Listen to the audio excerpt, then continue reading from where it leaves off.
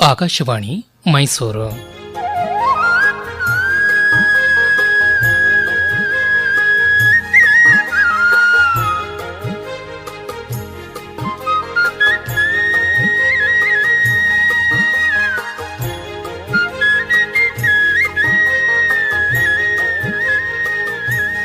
ಗಾದೆ ಗದ್ದುಗೆ ಗಾದೆ ಗದ್ದುಗೆ ಗಾದೆ ಗದ್ದುಗೆ ಗಾದೆ ಗದ್ದುಗೆ ಗಾದೆ ಗದ್ದುಗೆ.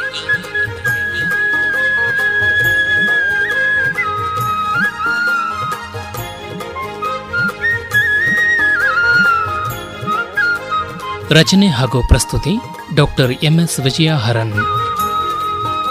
ಎಲ್ಲರೂ ರಾಜರಾದ್ರೆ ಪಲ್ಲಕ್ಕಿ ಹೊರೋರು ಯಾರು?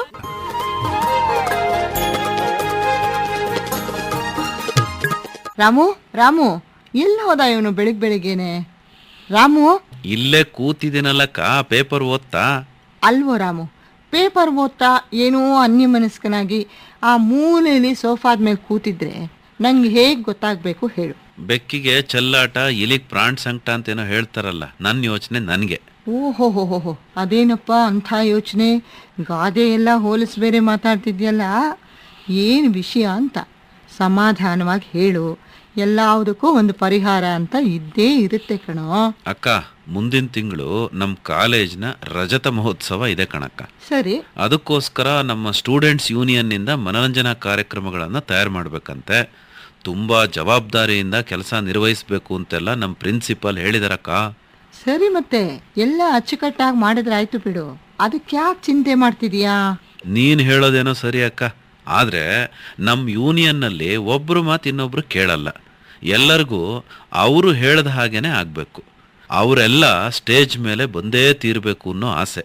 ಎಲ್ಲರೂ ಭಾಷಣ ಮಾಡಬೇಕು, ಹಾಡಬೇಕು, ಅದು ಇದು ಅಂತ ಒಟ್ನಲ್ಲಿ ಅವರು ಪ್ರಧಾನ ವ್ಯಕ್ತಿಗಳಾಗಿ ಕಾಣಿಸ್ಕೋಬೇಕು.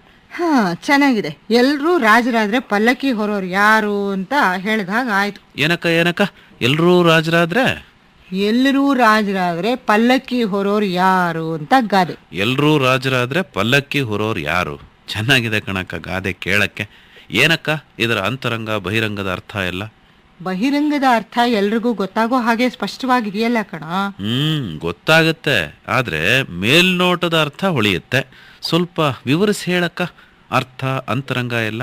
ಹಿಂದೆ ನಮ್ಮ ಸಂಸ್ಕೃತಿ ಸಂಪ್ರದಾಯಗಳಲ್ಲಿ ರಾಜ ಮಹಾರಾಜರುಗಳನ್ನು ಕೂಡ ದೇವರಂತೆ ಕಾಣ್ತಾ ಇದ್ರು ಕಣೋ.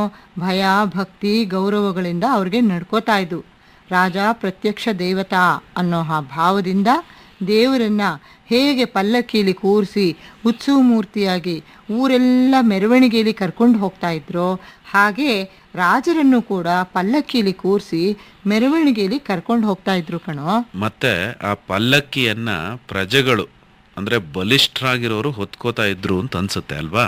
ಹೌದು, ತುಂಬಾ ದೂರ ಕ್ರಮಿಸ್ಬೇಕಾದ್ರೆ ಸ್ವಲ್ಪ ದೂರ ಸ್ವಲ್ಪ ಜನ ಬದಲಾಯಿಸ್ಕೊಂಡು ಪಲ್ಲಕ್ಕಿ ಹೊರತಾ ಇದ್ರು. ಅದು ತುಂಬಾ ಜವಾಬ್ದಾರಿಯ ಕೆಲಸ ಅಂತ ಭಾವಿಸ್ತಾ ಇದ್ರು ಕಣೋ. ಮತ್ತೆ ಹಿಂದೆ ಪಲ್ಲಕ್ಕಿ ಹೊತ್ತು ಕೆಲವರಿಗೆ ಸಾಕಾಗಿದ್ದಿರ್ಬೋದು. ಸ್ವಲ್ಪ ದಿವಸ ತಾವು ರಾಜರಂತೆ ಪಲ್ಲಕ್ಕಿನಲ್ಲಿ ಕೂತ್ಕೊಳ್ಳೋಣ ಅಂತ ಆಸೆನೂ ಪಟ್ಟಿರ್ಬೋದು. ಅದರ ಫಲವಾಗಿ ಏನಾದರೂ ಈ ಗಾದೆ ಹುಟ್ಟಿರ್ಬೋದಾ? ಇರಬಹುದು. ಆಗ ರಾಜ ಇರೋನ್ ಒಬ್ನೇ ತಾನೆ, ಎಲ್ರೂ ರಾಜರಾಗಕ್ಕಾಗಲ್ವಲ್ಲ. ಆ ಸತ್ಯನ ಕಂಡುಕೊಂಡು ಯಾರೋ ಹಾಸ್ಯ ಮಾಡಿರಬಹುದು, ಎಲ್ರೂ ರಾಜರಾದ್ರೆ ಪಲ್ಲಕ್ಕಿ ಹೊರೋರು ಯಾರು ಅಂತ. ಈ ಗಾದೆ ಒಂಥರಹ ತಮಾಷೆಯಾಗಿ ಕಂಡ್ರು ತುಂಬಾ ಜೀವನಾನುಭವ ಇದ್ದವ್ರ ಬಾಯಿಂದಲೇ ಇದು ಬಂದಿರಬಹುದು ಅಂತ ಅನ್ಸುತ್ತೆ ಅಲ್ವೇನಕ್ಕ? ಖಂಡಿತ ರಾಮು. ಈ ಗಾದೆ ಅಷ್ಟೇ ಅಲ್ಲ, ಒಟ್ಟಾರೆ ಎಲ್ಲ ಗಾದೆಗಳು ಕೂಡ ನಮ್ಮ ಜನಪದರ ಪರಿಪಕ್ವ ಜೀವನಾನುಭವಗಳಿಂದಲೇ ಹುಟ್ಕೊಂಡಿರೋದು ಅಂತ ಅನ್ಬೋದು ಕಣೋ. ಅಕ್ಕ, ನಮ್ಮ ಸಮಾಜದಲ್ಲಿ ಎಷ್ಟೋ ಕಡೆಗಳಲ್ಲಿ ಏನೋ ಒಂದು ಸಮಾರಂಭ ನಡೆಯುತ್ತೆ ಅಂತಂದ್ರೆ ಸಾಕು, ಕೆಲವರು ತಾವೇ ಎಲ್ಲರ ಆಕರ್ಷಣೆ ಕೇಂದ್ರದ ವ್ಯಕ್ತಿಗಳಾಗಿರಬೇಕು ಅಂತ ಅಲಂಕಾರ ಮಾಡಿಕೊಂಡು ನಾಟಕೀಯವಾಗಿ ಮಾತಾಡಿಕೊಂಡು ಎಲ್ಲ ಕೆಲಸ ತಾವೇ ಮಾಡ್ತಿರೋದು ಅನ್ನೋ ಹಾಗೆ ವರ್ತಿಸ್ತಾ ಇರ್ತಾರಲ್ವ? ಹೌದು ಕಣೋ, ಕೆಲವ್ರಿಗಂತೂ ಯಾವ ಜವಾಬ್ದಾರಿ ತಗೊಳ್ಳೋದಕ್ಕೂ ಇಷ್ಟ ಇರಲ್ಲ. ತಾವೇ ಪ್ರಧಾನರು ಅನ್ನಿಸ್ಕೋಬೇಕು ಅಂತ ಮಾತ್ರ ಅಪೇಕ್ಷೆ ಪಡ್ತಿರ್ತಾರೆ. ಸಮಾರಂಭದ ಯಶಸ್ಸಿಗೆಲ್ಲ ಅವರೇ ಕಾರಣರು ಅನ್ನೋ ಹಾಗೆ ಆಡ್ತಿರ್ತಾರೆ. ಅದೇ ಏನಾದರೂ ಲೋಪದೋಷಗಳು ಕಂಡು ಬಂದ್ರಂತೂ ಸಲೀಸಾಗಿ ಇನ್ನೊಬ್ಬರ ಮೇಲೆ ಹಾಕಕ್ಕೆ ಕಾಯ್ತಾ ಇರ್ತಾರೆ. ನೋಡೋ ರಾಮು, ಹಲವಾರು ಜನಕ್ಕೆ ಕರ್ತವ್ಯಗಳು ಜವಾಬ್ದಾರಿಗಳು ಬೇಡ.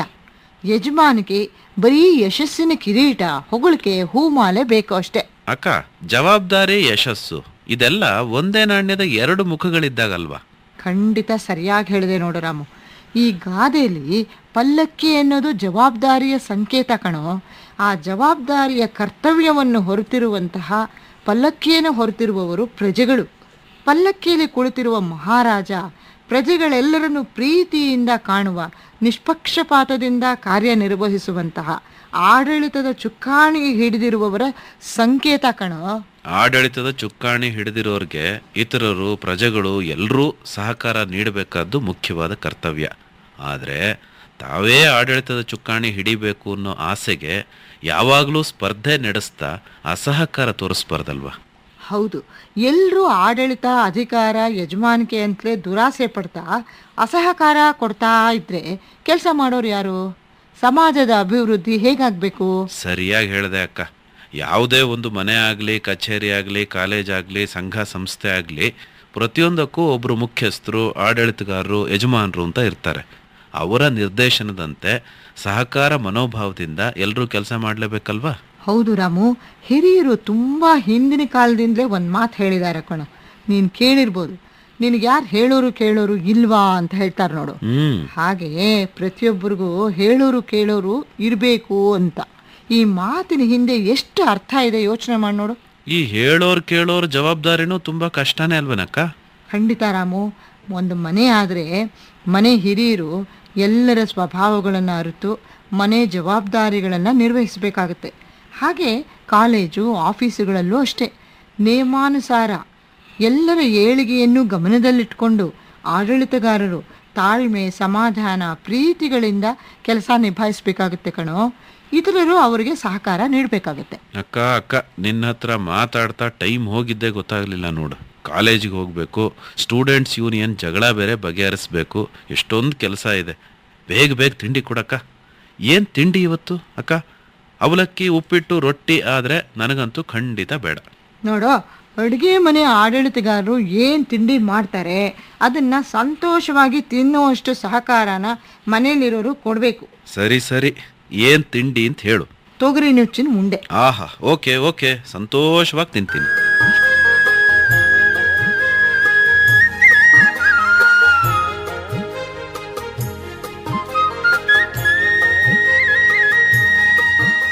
ಗಾದೆ ಗದ್ದುಗೆ ಕೇಳುತ್ತಿದ್ದೀರಿ.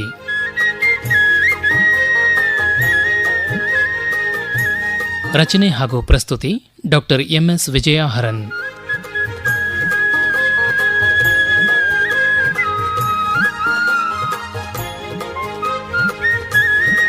ನಿರೂಪಣೆ N ಕೇಶವಮೂರ್ತಿ.